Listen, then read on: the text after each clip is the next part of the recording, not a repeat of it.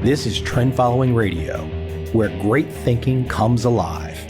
Nobel Prize winners, legendary traders, best-selling authors, and the pros that know what drive us irrational human beings. I am your host, Michael Covel. Not filtered, raw, honest. That's my passion.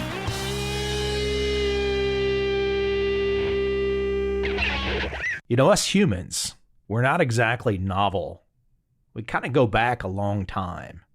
And there's a lot of parts to us that harken back to our ancestors.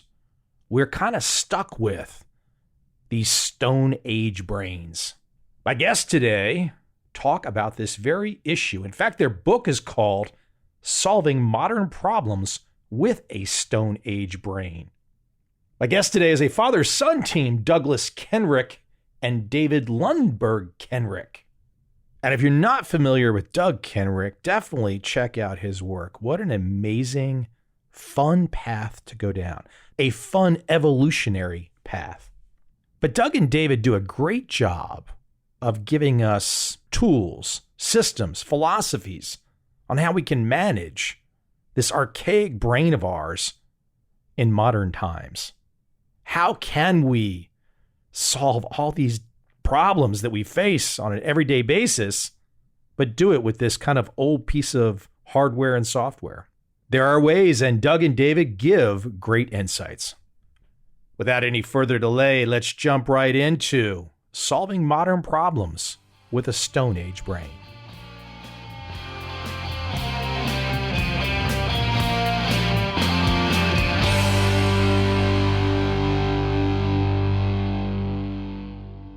So here's where I want to jump in. I want to talk about violence out of the gate. I think there's going to be an interesting thread here because I've had this unique opportunity to be an American living outside Washington, D.C. most of my life in the suburbs, went into D.C. quite a bit, then lived in San Diego for a decent stretch.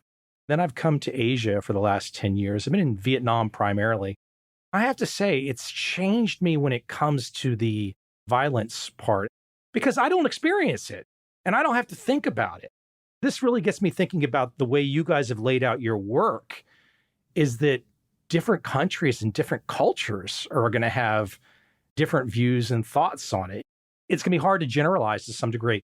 Why don't you speak to the idea of violence, protecting ourselves, how that has gone evolutionarily over time, where we are today, because it seems like from my observation, it's one of the most sad aspects of modern humanity that we still have a decent amount of violence.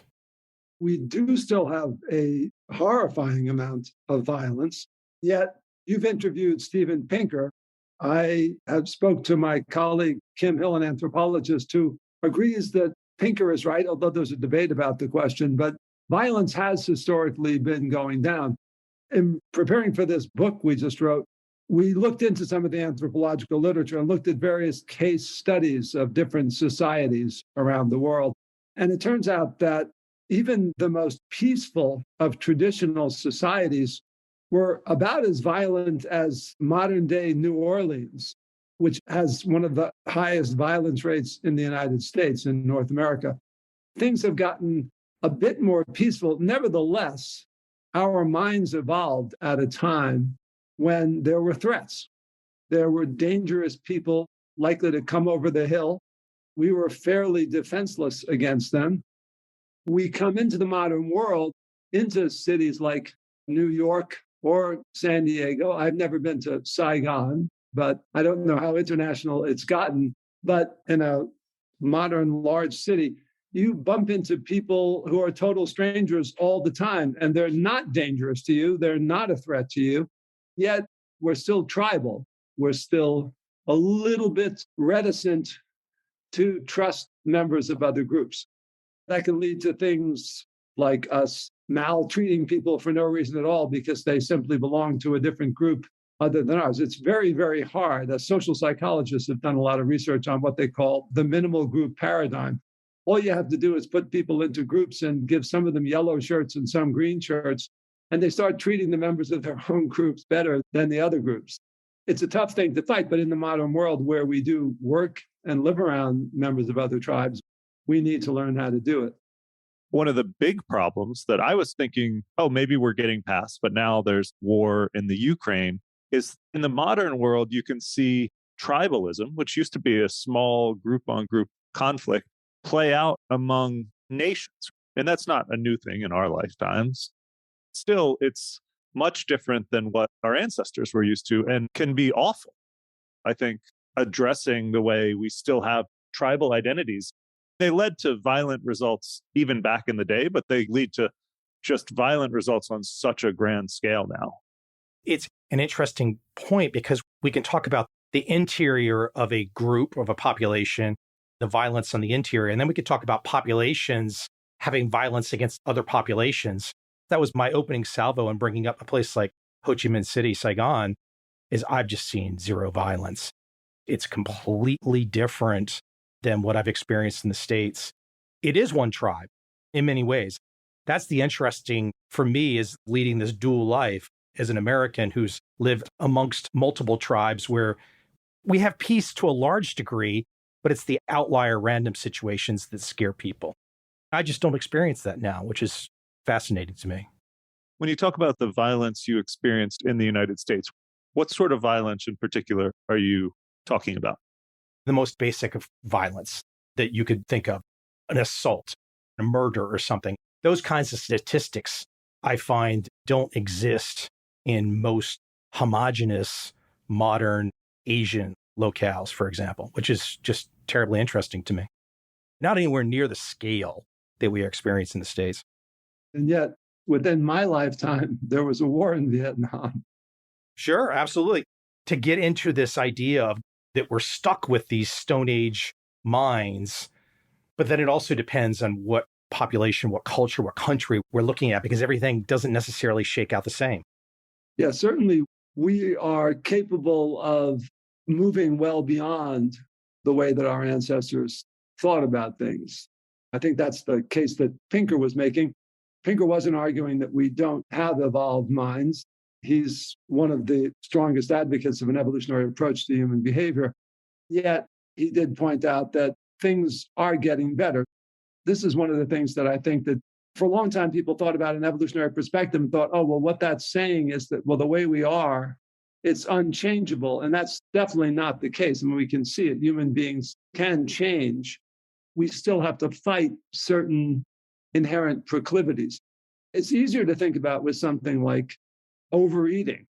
Our ancestors simply never had the opportunity to get up to 350 pounds as Elvis Presley did, or 1,197 pounds as Walter Hudson did, because they just didn't have sufficient calories. So we inherit this proclivity to eat whatever we see. If there's good, tasty food around, we eat it. They didn't have Ben and Jerry's. Just because we're smarter in some ways, we're more educated, we're still carrying around those ancestral proclivities that can get us into trouble. Yes, people are inherently violent, but there's also a lot of research on the way that our perceptions of the environment shape specifically our aggression, our levels of aggression. There's also ways in which cultural norms have really strong impacts on how we behave. If we feel like we're in a situation where everyone else is being violent, there's essentially two forces that will push us towards violence. The idea of, well, this is what people do, this is the norm. Also the idea of, well, everyone else is a threat. You're describing in many ways this dichotomy that I've seen in my life, this either or, which is in a place like Vietnam, a primarily Buddhist country. The norms are a lack of threatening behavior. If I'm in the States and I'm around younger men, for example, you get a lot more of that aggressive, I'm a younger guy, I'm going to eye you down routine. You don't find that generally in Asia. It's fascinating to me. I've never been to Vietnam. So are you living in a urban part? I'm in an urban part, but I've found what I'm describing pretty much everywhere across Asia, frankly. And many of the cultures, even if, as Douglas said, not too long ago, there was a lot of wars in Asia. That's a whole different conversation to get into the hows and whys. But to me, it's fascinating that I don't feel it here. I have one more question because unfortunately, I'm not that familiar with crime statistics in Vietnam. Is there any chance that you now, as a grown-up man, are no longer frequenting the places where violence occurs as much as you were when you were younger and on the mating market? Yeah, I'm sure that's an issue. The way that I try to do that, at least to challenge my own biases, is to talk to a lot of people, a lot of younger people, and to ask questions. I've been around, so I've seen things. And yes, I think any environment, if you're out at 3 o'clock in the morning, it's probably not wise.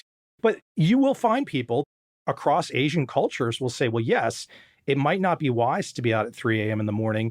But a lot of males will say, I wouldn't want my sister walking out at 3 a.m. in the morning, but she would probably be okay. Young men near where you are in Vietnam, what's their access to upward social mobility? It's huge. Vietnam is on one of these growth trajectories like China was. Look out the window and there's a couple kilometers away, a 100-story building or whatever. There's a huge middle-class growth. I would guess that that goes hand in hand. Is there a lot of wealth inequality in Vietnam? For sure, which gets to an interesting issue that I think you're thinking of. And that's an interesting thing for me too, is the comparison where you can see the wealth inequality in America and I can see the wealth inequality here, but then I see a lack of violence. Interesting. Let me open it up to the big picture here. Give me the trigger. What was the trigger to start you both down this path to say, hey, we're stuck with this Stone Age brain. How do we best use it? How do we understand it? And how can we work around these evolutionary parts of us that we're stuck with? What was the impetus to get to this particular work that you've both done together? The honest answer is this started out, my dad and his colleagues built this pyramid of evolved human needs, these 7 fundamental motives. And I remember reading this and thinking, this is a great way to explain why people in movies make the choices they do. And then we started from there talking about it. And we were like, oh, this is also these conflicts, these trade-offs people have them in real life among the different motives that we have in our Stone Age brains, and also the conflict between what our Stone Age brain is designed for and the modern world. That's basically where it started. Can I keep you at the movie part? What did you mean there? In the book, we talk about this revised pyramid of human needs. The 7 needs are survival, self-protection, affiliation or friendship, status, finding a mate, keeping a mate, taking care of your loved ones. Those 7 things, I was like, when you look at movies, I went to film school and I was always really into what makes movies engaging. This is actually a TV show, but at the time I was thinking about Game of Thrones. It was always about they have to choose between their own survival or protecting their family, or they have to choose between protecting their family and protecting their friends, or avenging somebody who's hurt them. And I was like, if you look at people having to choose between these things or how to achieve as many of these things as possible in an environment where you can't achieve all of them, it's incredibly compelling. That was what we started talking about is, oh my gosh, it explains what makes a movie really riveting. We started out writing a book about an evolutionary approach to film. And we talked to a couple of people and they said, well, really, these questions that you're bringing up, they might relate to Harry Potter and to Superman, but they also relate to me and you and our Aunt Mildred. Why not write a book about how all of this applies, not so much just to great movies, but to regular people's lives? Then we did, in fact, start to think about, Dave has 2 kids, my grandkids, and I have a younger son who's closer to his older son's age. We're always sitting around talking about, gee, how are these kids going to make it in the modern world? There are 3 bright kids that we have, and we sometimes think, gosh, they're just not going to make it with all of these devices that are basically parasitizing their minds. Can we write them a little handbook of advice for how to survive in the modern world, given the fact that we have these powerful ancestral motives that often are opening us up to technological parasites? When I say technological parasites, a lot of it's just automatically built in. Ben & Jerry's is a technological parasite.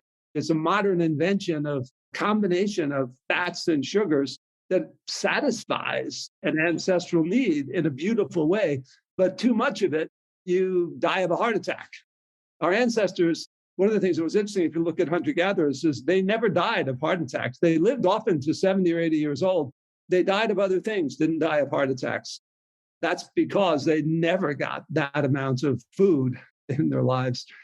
I think that's where, when we start to think about it, when we looked at all the kinds of problems, the things I struggle with, not eating too much chocolate. I love Ben and Jerry's. Our kids struggle with not having their minds monopolized. They want to do well in school. And they're playing these computer games that are giving them points and making them feel like they're accomplishing something. Meanwhile, they're getting behind on their term papers.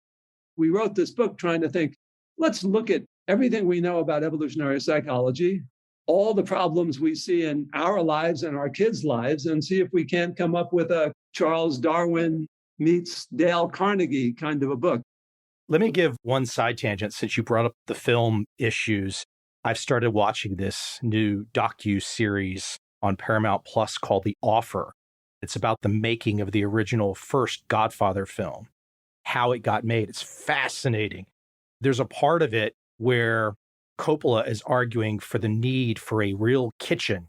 The producers are like, why do we need a real kitchen for a mafia movie? He's like, we're going to be making sauce. We have to make the sauce. And they're still like, what are you talking about? He's like, don't you understand? It's the family part. Also, one of the producers was pitching to, I guess at the time, the Paramount head, and he was pitching it. The log line was something to the effect of this dangerous family we all love. And then it was funny because you brought up the Harry Potter part where it's like, I think this is what you were saying, which is this is good for Harry Potter, but this is not real life. But it is real life. The Godfather is a great one. It's about choosing between taking care of your family and surviving and also getting along with society at large. They often make choices where they prioritize their family. It's sort of questionable, but you also sort of get it. I think that's what makes it so great. I'm looking at your pyramid right here, the new pyramid of human motives. If I read these off really quick, you just did too, but parenting, mate retention, mate acquisition, status, esteem, affiliation, self-protection, immediate physiological needs. That's the Godfather. Let's see. Immediate physiological needs, like you mentioned, the food. And I remember when my dad and our friend Rich and Richie, who are a dad and a son, we watched The Godfather and we talked about the food. That's a big one. Don't they grow olives at some point? Well, the olive oil in the early stages when they go back with De Niro. Yeah. Obviously, self-protection is huge in The Godfather. Also, affiliation, both within the family and between the different families. That's a big thing in The Godfather. Obviously, status from the very beginning scene where he's like, you don't come to me with respect. That's huge. I would even go back with affiliation. You've got Michael choosing between affiliating with the United States government because he's in the army at the beginning, and then he decides to join his family. There's so much of it. And then finding mates, there's the whole Michael's marriage. And then maintaining mates, there's all of the infidelity that goes on. Sonny's whole marriage is a disaster, the jealousy, and then family. Our life is all like a Godfather movie, except without the good pasta. I think what you do is effective in the sense that, like us right now, we're talking about it. Whereas I think sometimes you mentioned the parasitic devices. We can get seduced by these, quote, parasitic devices and just zombify, walk through life. All the things we just talked about, if we really want a whole life, that's what we need. We got to deal with all these different issues. But I guess a lot of these issues are getting obscured by, for example, modern technology. I think that modern technology, with any one of these things, there's ways that it helps and there's ways that it hurts. I think being really conscious of those different ways is really important these days. I'll give you an example on the mating side. I recently saw a documentary called The Tinder Swindler, and it was about the modern dating age, about people using the devices to find mates. And a lot of these ladies, they were just getting bamboozled by this one con man that was running around Europe, basically swiping money, pretending to be a billionaire. There's another example of we've got to navigate these issues already. Technology makes it easier. In the ancestral environment, everybody would have known you if you were that bad of a guy. Our chapter opens up with the story of Giovanni Vigliotto, who married this one woman sold her house, disappeared with all of her belongings and her money.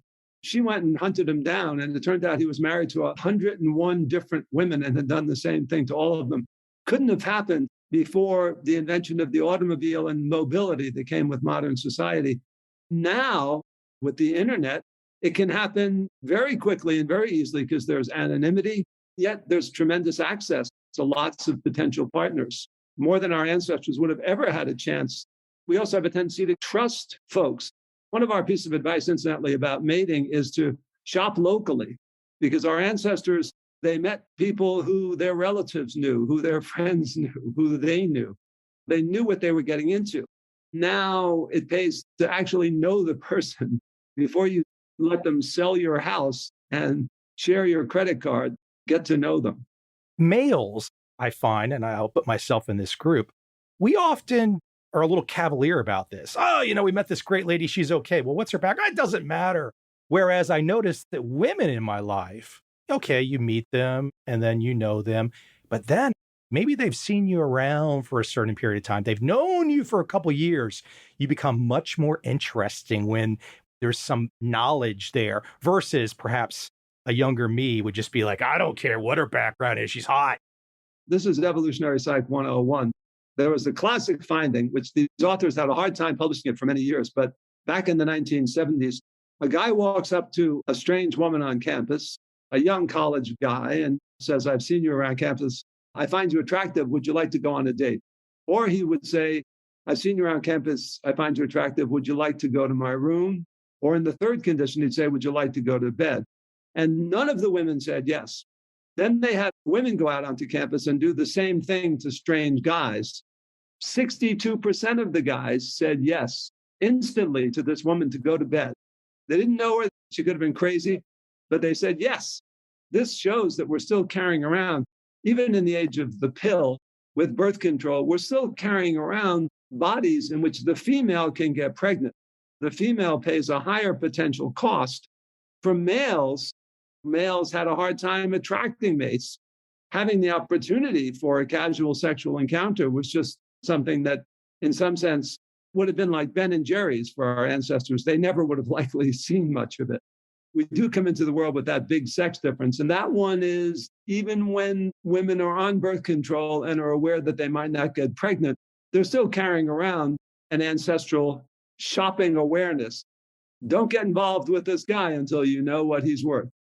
From the male motivation standpoint, you at least gave a little cover that guys are not all dogs. There's a reason they're doing this.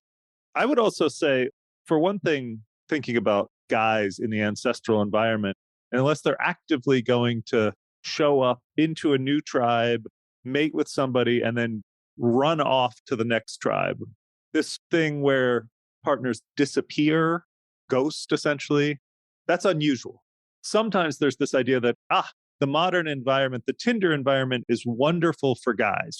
They have access to these limitless potential mates. I'm not entirely sure that going after that is the best strategy for guys either. Yeah, in some ways, it's Ben and Jerry's for the mating module. It's like, it probably isn't that satisfying because we were also designed to fall in love after we had intimacy with a partner.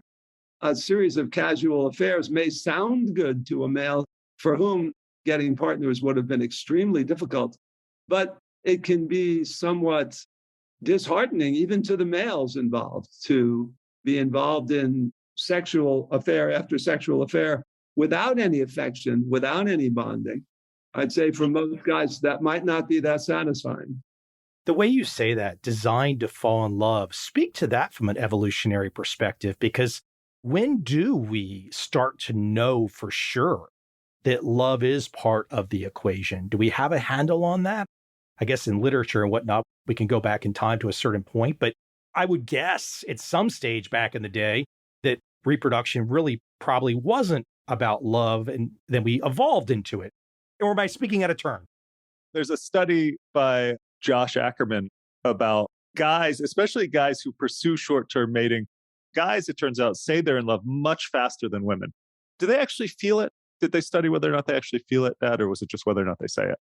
The argument was that Men are inclined to say I'm in love because that increases the odds that a woman will be inclined to be sexually intimate. Whereas women are a little bit more reticent. They don't necessarily believe it when a guy says he's in love. But women prefer if a guy says, I love you after they've had sex. Men, especially unrestricted men, prefer if the woman says, I love you before, because that may indicate that the woman is about to have sex with them. But I think actually what Michael might have been talking about ancestrally, how do we know at what point? Yeah, because you said we were designed to fall in love. Well, if we're looking at a time spectrum, when do we know that that was a true statement? I mean, anthropologists decipher amazing things from just looking at campsites of people from thousands of years ago. That's possibly one way to get at it. One of the things that we do know is anthropologists have also looked at societies all around the world. They've looked at societies that have had very little contact with Western civilization. Those are getting to be fewer and fewer, further and further between. A guy named Jankowiak did a study which actually looked at all the existing known societies that he could find and looked at the anthropological records. We used to say, well, gee, love is just something that was invented in the Middle Ages in Europe. And that turns out, Jankowiak said, that's just untrue. People fall in love in every known society. In a few societies, the anthropologists didn't call it love, but did report on the fact that men and women bonded with one another. What we do know is this, that human offspring, David Geary at the University of Missouri is a developmental psychologist. He's pointed out that when you look at other traditional societies where people are living much more hand to mouth and there's more infant mortality, having a father drastically increases the odds of a child surviving. Human babies are born very, very helpless with these big heads that they can barely support on their own, and they can't walk for a year or two. Having a father around, we do know, is true of all existing human societies, including those that haven't had contact except for going back thousands of years. Where did it actually come from? We don't know, but it's a good guess. It was there when our ancestors were living in Africa 50,000 years ago. Earlier than that, we know that, for example, chimpanzees and bonobos, who are our closest relatives, they don't have bonding between the males and the females. You're bringing up the need for a father. Now, you're just saying that objectively, there's no politics involved when you say that. However, in the modern age, modern America, that could be almost a political statement. It's quite unfortunate because I know you're both doing an objective work here and you're digging into how do we best satisfy our human motives. It's kind of sad in a way that to be able to objectively say something like that a father is important, that could be controversial in the modern age. When we say it's important, we're talking about evolutionarily, meaning that it probably increased the odds of ancestral children surviving. Another question, one of the things we talk about in the book, and it's a touchy issue, is called the naturalistic fallacy. The naturalistic fallacy is this, it's the idea that if something is natural, it's good. In other words, we tend to think of this like eating vegetables and fruits that don't have DDT on them is good. But it turns out that a lot of things in nature aren't so good, like parasitic wasps are natural. AIDS virus is natural. Knowing something's natural doesn't tell you whether it's good or bad. When we say that it was adaptive, we're simply saying that's the way our species evolved. How we should act in the modern world isn't necessarily determined by whether we say something's natural or not. So, for example, it's natural for males to be more violent than women because of the conflict between males for mates. Is that a good thing in the modern world? No.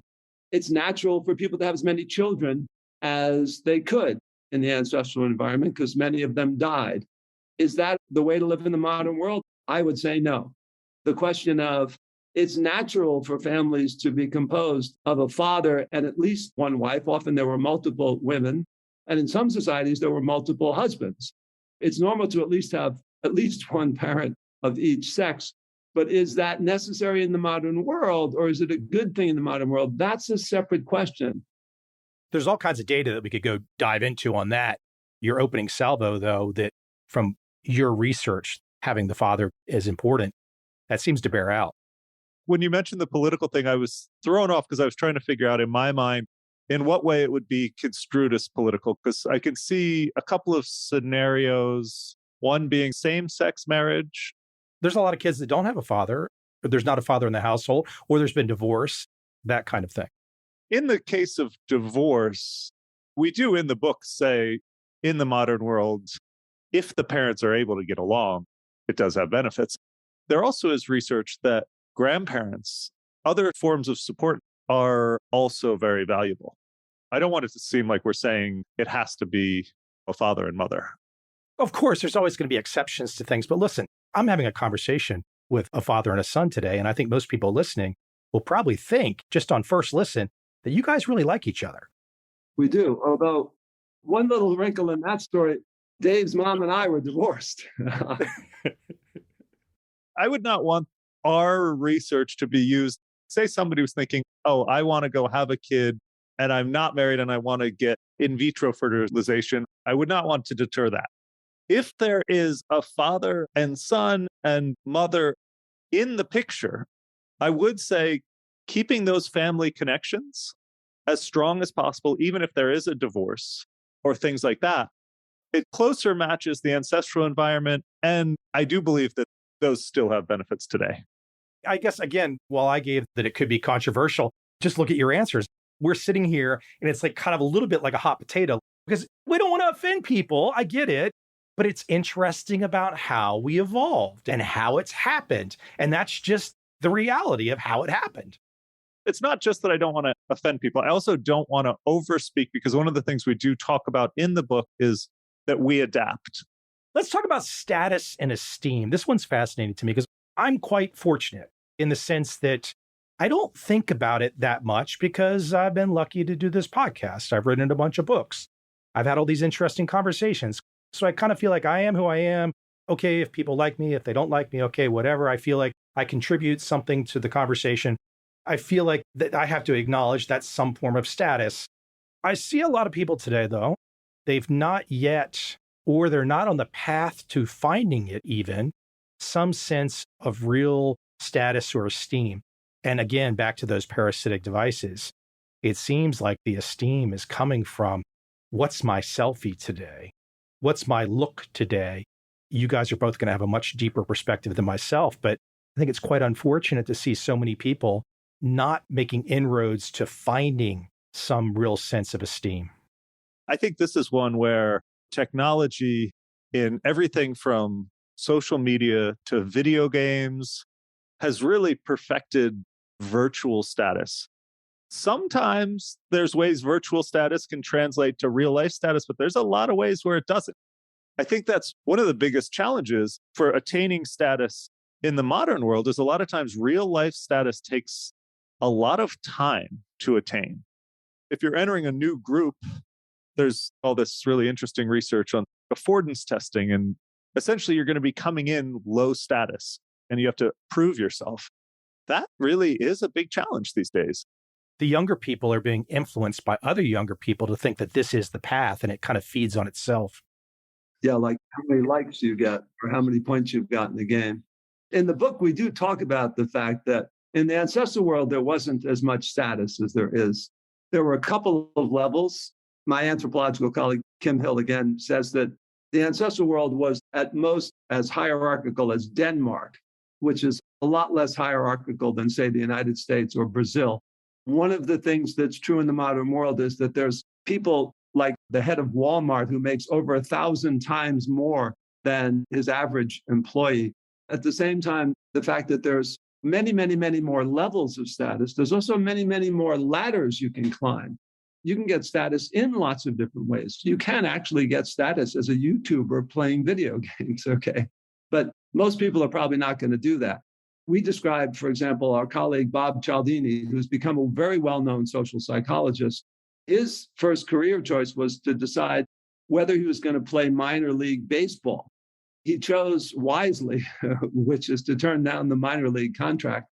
It turns out that there's thousands and thousands of kids who play baseball for everyone who makes it into the actual major leagues. And people get culled out at the level of college, then they get culled out at the level of the minor leagues. And then even in the minor leagues, only very few people make it on. One of the things we recommend is the first step is to look around and ask, where are their needs in society? Where are their jobs? Okay. And then where does your personality fit? Given that there's many different ladders out there, what are you good at? What's your particular skill? Some people match that very well. And then once you get a job, we do talk about the fact that in the modern world, just like in the ancestral world, you do much better if people trust you and if people can depend upon you. We use as our example for friendship, we use the example of Kahneman and Tversky, who not only were friends, but they also really helped each other get ahead in the world. We think being a good friend to your coworkers is another great piece of advice. Here's one actually, which is an interesting one in the business world. A lot of times, so you're in the money game, right? And there's a lot of measuring yourself by how close you get to that president of Walmart in terms of your annual take. I had some friends who traded stock options in Philadelphia for a group called Susquehanna, and they made a lot of money as very young kids. But they were so aggressive about wanting more and more and more and more and more. There's a lot of people in the business world think, I've got to be vicious. I've got to do what I can to get as close to the top as possible, regardless of who I step on. And there's a lot of research that shows that this aggressive striving for status is something that other people don't really like, that we prefer leaders who have prestige, which is knowledge and the willingness to share that knowledge. And that's something, even chimpanzees had this desire for power and status. But what humans have is we have this capacity to get ahead by providing knowledge. And that makes you a lot more popular. People who reach leadership via prestige are much less likely to have people who want to overthrow them, assassinate them, and so forth. Our piece of advice about leadership is go for prestige, go for knowledge, go for sharing information rather than pushing people around and getting as much as you can for yourself. Let me address something that you brought up, which is interesting too. I think about the status on the money side of it. Again, this is part of my world where I've had a chance to be around a lot of interesting people. Some of them have had absolutely the kind of success that you cannot plan in life. We're so used to seeing videos and stories, and then you feel like, well, that guy's a billionaire. I want to be a billionaire too. Or you brought up the minor league baseball issue. I have a friend that I've known since age 6. He got to AAA with the Astros, and the last second was going to make the team out of spring training, and he tore his rotator cuff. 3 of his buddies that he had grown up with in the minors on the Astros ended up making over $100 million. My friend did not. This chasm that people don't understand on the money side is crazy because you really can't plan to make $1 billion. That's not even smart to even think that way. You can do everything you can to try and be successful, and you could put yourself on a more successful road if money is a goal, but planning to make these billions, people have got some wrong ideas here. Well, the stuff on that money beyond a certain level it does hurt to be really piss poor. But once you've reached even lower middle class, it turns out that money doesn't make you very much happier. There's only a very teeny difference between being lower middle class and being wealthy. And there's a lot of very unhappy wealthy people as well. In the book, one of the things we talk about is our role model for a life successfully lived is a woman named Osceola McCarthy. Now, Osceola is somebody who wouldn't fit. If you're thinking, well, life is all about competing and getting to the top, use Genghis Khan as your role model. Osceola had no children. What she did is she dropped out of school in the 5th grade because she had to help her mom and her aunt who were ailing and needed her help. She started doing laundry for people down in Mississippi, and she made like 10 cents a shirt for washing and cleaning a shirt. She didn't have many bills, so she saved her money, and she was 75 years old, went into the bank, and she had the equivalent of about $600,000 in today's dollars. This was 30 years ago. The banker said to her, Osceola, you've got all this money. How do you want to invest it? And she said, I don't want to. I just want to give it away. What she did, this woman who had dropped out of school in the 5th grade, she set up a fund for the education of young Black women to go to college. And she was a hero. She died happy. She was honored. People everywhere thought, what a wonderful human being she is. And they looked up to her. I think that kind of a person, somebody who helps the other members of their community, that's somebody to aspire to. not somebody who, like the Wolf of Wall Street, has made more money than the next guy. Let me share one back to you guys for some analysis too.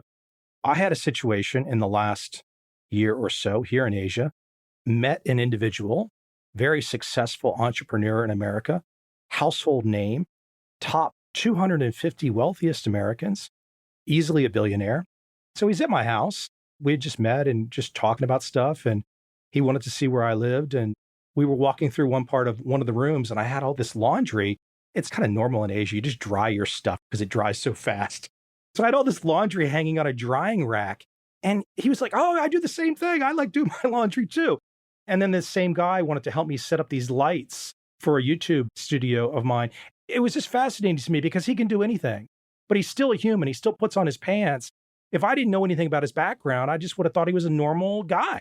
So I think it's really interesting, regardless of how life shapes out, whether you are the master of the universe or like the lady that you described, it's still about being kind to others. The other thing that we did before we started this book, when Dave's younger brother was 10, I asked a bunch of my colleagues, people that I highly respect, some of whom who've written books about positive psychology, others who are well-known biologists and psychologists, one of whom won a Pulitzer Prize. And most of them knew a lot about evolution, but I asked them, if I gave one piece of advice to my 10-year-old son for how to live a fulfilling life, what would it be? And nobody said, go out, get as much as you can. The most common thing they said is, you want to live a satisfying life, be nice to other people. And actually, Dave has a good way of putting this. And this actually ties in with what you were saying about your friend who was helping you set up the lights, is also being helpful. When I hear that, of like, yeah, of course, you see someone setting up lights, you want to help. He knew what he was doing, and I had no idea what I was doing. So there we go. See, he has prestige. I think this sort of idea of help other people, even if you look at our pyramid of the 7 needs and think about how can you help other people do that, that tends to be a pretty good way to go through life. Rather than asking, how can I myself survive, protect myself, Dave's advice to just help other people move up through that pyramid. Let me bring up an issue that I think goes back to this wonderful phrase of the parasitic technology. Let's talk about loneliness.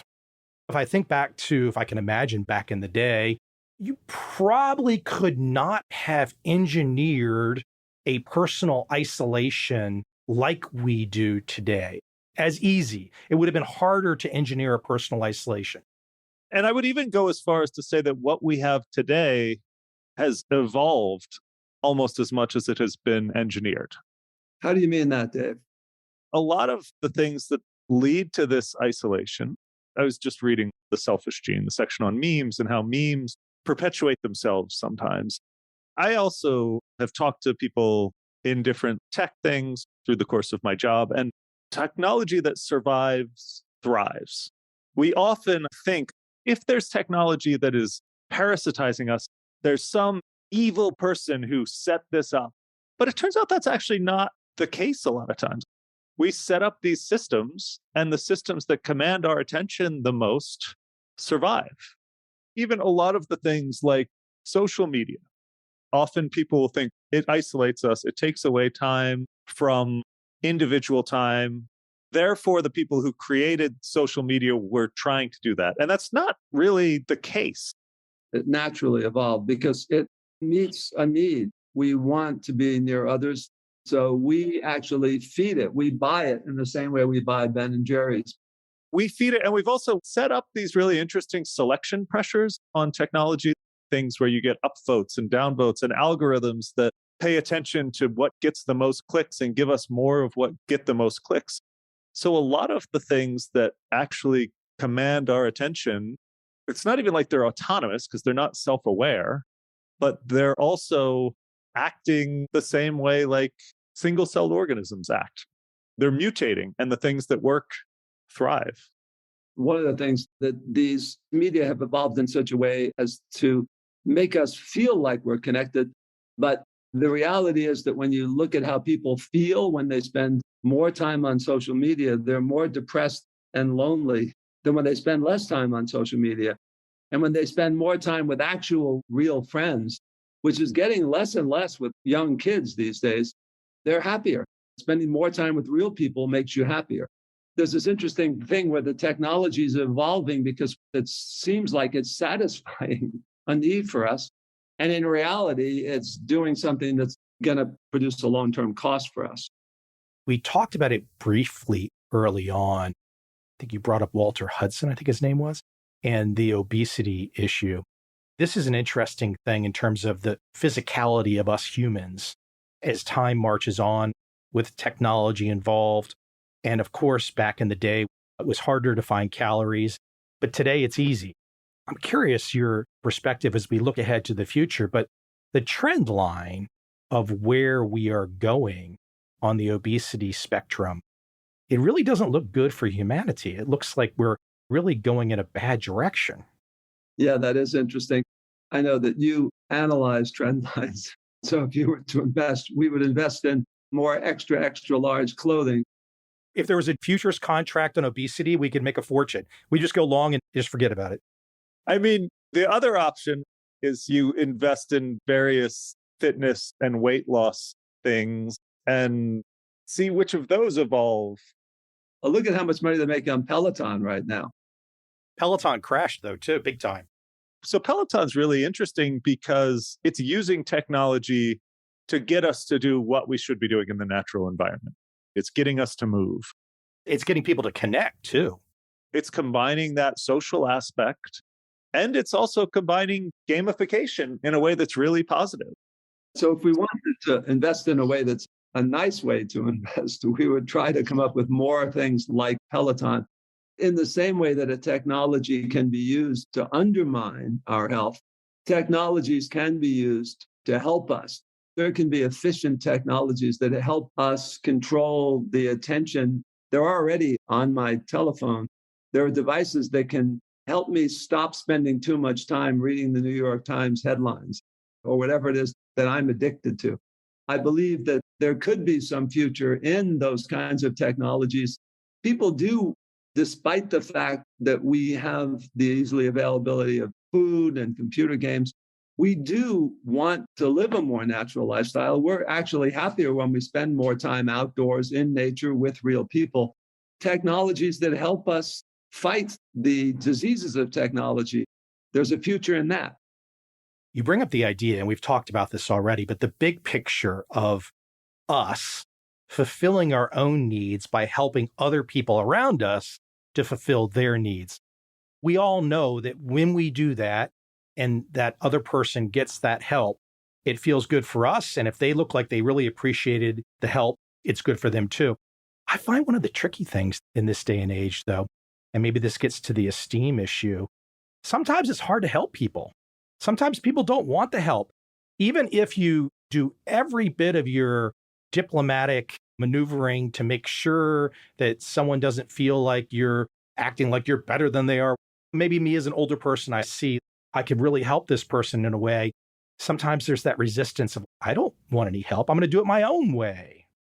I would say, in addition to offering people help, I would advise people to ask for help and accept help. I think that's a really tough thing.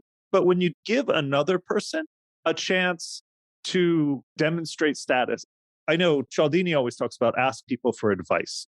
You don't want to ever overstep where you're only asking for help and not reciprocating yourself. When you are in a friendship situation and things like that, you can either say, hey, do you want me to come help you set up your video camera lights? Or you can say, hey, could you come help me set these up since you know how to do those? And I actually think both of those things are really powerful friendship tools. In my case, he just offered by observation, and that was how it happened. But you took him up on it. Can I tell you something? I made a mistake. I did not take him up on it at first. And then his number two, who I'm friends with, his number two said to me like a month or so later, hey, he really wanted to help you. So here I am thinking, well, gosh, I don't want to impose on the billionaire to help me with the lights, but I was not being so wise there. People like to help, and giving them a chance, it's sort of helping them. It's helping them socialize. It's helping them make friends. It was on a base level issue. It wasn't something terribly complicated. This doesn't all have to be earth-shattering, whatever. It could just be simple social basic issues of our daily lives. and that makes people feel good. There's a finding which actually connects with what Dave was suggesting, which is that I'm up here at UBC in Vancouver, and Elizabeth Dunn is on the faculty here, and she did a very well-known study in which she wrote a book called Happy Money, I think. She did a famous study in which she walked up to people on UBC's campus.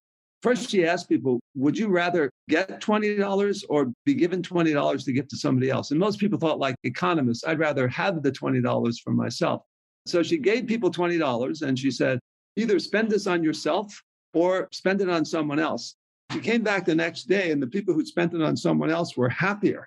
So doing things for other people makes you happier. So if somebody offers you help, what you can think is, if I accept this help, I'm giving this person an opportunity to feel good about themselves. That's an interesting way to think about that. I would say, though, if you ask someone for a favor, especially on their daughter's wedding, ask it with respect. Well, guys, I really love the direction that you've gone and the work that you've done. Great stuff. The book, Solving Modern Problems with a Stone Age Brain, Human Evolution, and the 7 Fundamental Motives. We have just touched on the depth of where you guys go. People should dive in and poke around. Our advice would be nice to somebody else and buy them that book. Don't buy it for yourself. Buy it for someone else. Is there a website we can send people to? Is there anywhere you want to direct them to? I believe you can go to the APA website or Amazon, are probably the 2 big places. APA has its own page on the book as well, which has a little bit more than Amazon does, but we don't actually have. But what you're bringing up is a good point. Dave, who has his degree in film production from NYU, can help us set up our own website because we don't have one yet. Speaking of asking for advice, you have had quite a few books and you have a podcast and everything. As we're going out with our first book together, what advice would you give us in terms of marketing and setting things up and things like that? You guys are pretty good together on a conversation. I mean, look, I'm a little bit different of a host too. I didn't start this conversation with questions. A lot of times people will ask boring, dry questions and just go down a list of something. I can already see with the way that you both handle yourselves, that probably would be a little bit boring. So finding more of these engaging conversations is probably a good step. That's probably going to be one of the most important ways to drive new people to know about your work. It's harder and harder, I think, to, quote, build a website and start from scratch. That's pretty tough to do in this modern age. It takes so long. I've had a website up since 1996. And you provide content and things like that on that webpage. In terms of having a website, yes. So if you go to like a host platform, like a GoDaddy or something like that, and you can create a site and they've got templates. I do find that, especially for probably both of your backgrounds, people are probably going to be more drawn towards actual information they can take away, whether it's access to PDF white papers, other links, recommended books, stuff that people, like if they come just on the very first page of your site, all of a sudden people realize, oh, these 2 guys are bringing some depth to the table. Look, if they go to your academic pages, they're going to see that. But on a new website, just making sure that people can see the level of depth, I think would be important. I'm looking at your email. So you send people to your blog page first in your email. There's a lot of people a lot more optimized than me. I do the podcast and some of these books start to live on their own in a way. In some ways, that becomes a little bit luck. If you use something like an Active Campaign or MailChimp, getting email addresses is very valuable because then you can always share. People are very trained, even going back to the mid-90s, people are very trained to open their emails. Sending emails to people, even once a week or once every 2 weeks, tell them something interesting, a piece of research, a study or something. That's actually quite a nice way to connect with people. We will start doing that and we will set up a page where we can sign up. And I'm also now going to sign up for your email. I am now trend following. Don't draw too many conclusions from me. I'm kind of like helter-skelter madman, just been around forever. You figured stuff out. You tried stuff. Some evolution there for sure. I think being able to adjust your web pages, that's important. That you can log in, and if you have a new idea or you want to say something, that you can make the edit or make the change is really valuable, as opposed to waiting on somebody to make an edit that just takes forever. Up until now, with previous books, because I've helped my dad with the marketing a bit, he had his Psych Today blog, but we don't have control over that. You can post content there, though? Yeah, but they're very particular about how much you can sort of self-promote and things like that. They decide what becomes the sort of must-reads and things like that. If they put you on their front page, one of the things I did there has had like 700,000 hits. And it started out because they chose to put it on their first page. And if they choose to put it on their first page, it's like the basic dynamical systems rule. The rich get richer. Because once things start to roll, people start to share it. I would think, given the numbers of conversations that he does, there's two very large podcasts that I would recommend. And I think both of the guys I'm about to say you probably know about, but they both would be in your headspace, I think. And that'd be Joe Rogan and Tim Ferriss. And I think given the numbers of podcasts they have to do, I think if you can find a way to communicate with their handlers, so to speak, you might have a way to find your way onto those shows. We will look into that. Well, thank you. Well, guys, thanks a lot. Again, the book, Solving Modern Problems with a Stone Age Brain, Human Evolution and the 7 Fundamental Motives. Everybody needs to check that out. Well, thanks so much. Good talking to you, Michael.